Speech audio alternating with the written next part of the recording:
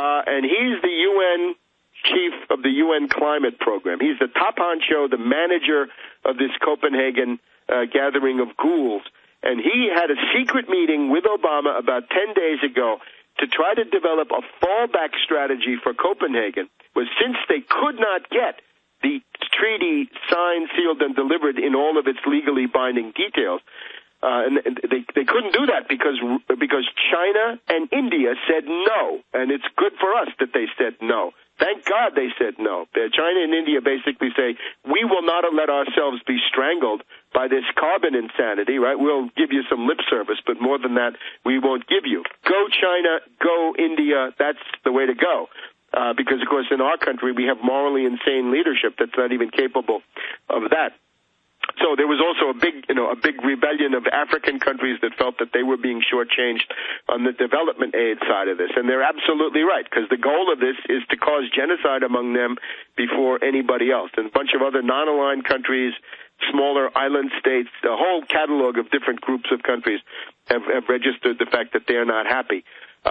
Now, Obama's going to go, and he's going to commit the U.S. to a 17% reduction in carbon emissions. And we have to make the point, he does not speak for us. He does not have the power to commit the United States to any such thing. That cannot be done by executive agreement. It cannot be done, for example, by Obama signing secret protocols in some back room, haggling with a bunch of Eurogarks and other monsters, right? It's just verbiage, right? It's a throwaway line among many throwaway lines that Obama reads off his teleprompter.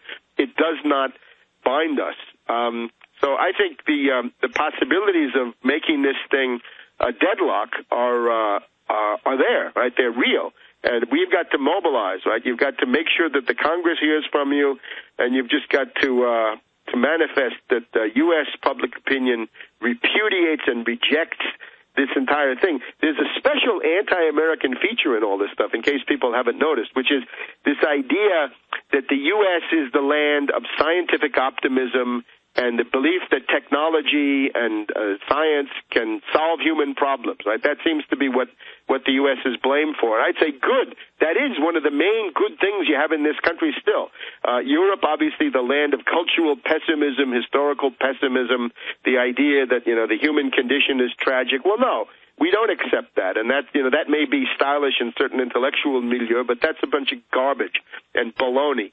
And it's typical of countries that have, been through the mill in the way that Europe has been, and that are now subjected to this Brussels Eurocratic, Eurogarchic regime, right? They've just succumbed now to the Lisbon Treaty, even though a lot of people didn't want to do it. So Well, Webster, let me just stop you, because you just talked about the Lisbon Treaty. Do you think that any of the leaders of any of these nation states, the big ones, are going to sign the Copenhagen Treaty? Will Barack Obama do more than lip service? Will he sign on to this treaty? I don't see how they can sign a treaty, because there will be no treaty to sign. In other words, in the sense of the final text, which is then going to be signed, and then it's going to be taken back and submitted to the parliaments or the Senate for ratification. I don't see that. I think they've all said that they don't have this.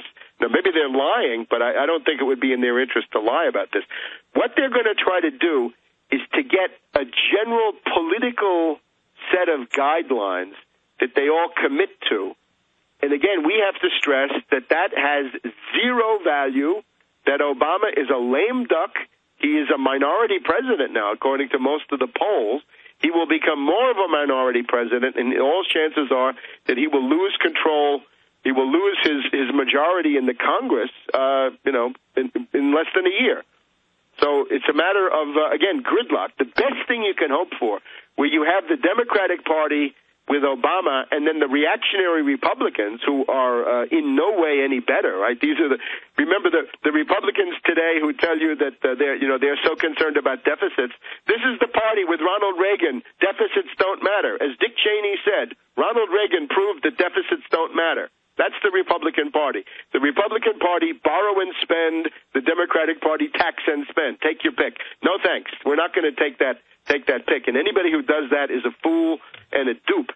So, gridlock, the only thing you can hope for is that the forces of evil on both sides will fight each other to a standstill, and the status quo will prevail for a while longer, because all the new proposals are qualitatively worse than what you have today, be it health care, be it this cap and trade. Cap and trade is very easy. There is no real underlying problem, so it's very easy just to say no, no, no. Health care, there really is a real underlying problem, but you have to assume that nothing can be done about it now, given the bankrupt approaches of both of the parties. Well, I guess we'll leave you here because you do have to run. Do you think that they'll just release some kind of a pointless communique? Is that what we'll see at the end of this, kind of like we saw at the G20? No, they'll try to have some kind of a political statement, which they're going to pretend is somehow binding, and then they'll continue. I think the next round of this thing is set already for Mexico City, I believe. In other words, they're going to go on with their conferences, and they do control the European Union, at least for the moment. So they'll continue, and it's important to make clear that Obama has no ability under the Constitution to commit the United States to anything in this regard. It cannot be done by executive order or executive agreement, and therefore he is way out on a limb, and make that clear to everybody. All right, Webster, thank you so much for joining us. Webster Tarpley, you can get all his books over at INFOWARS.com.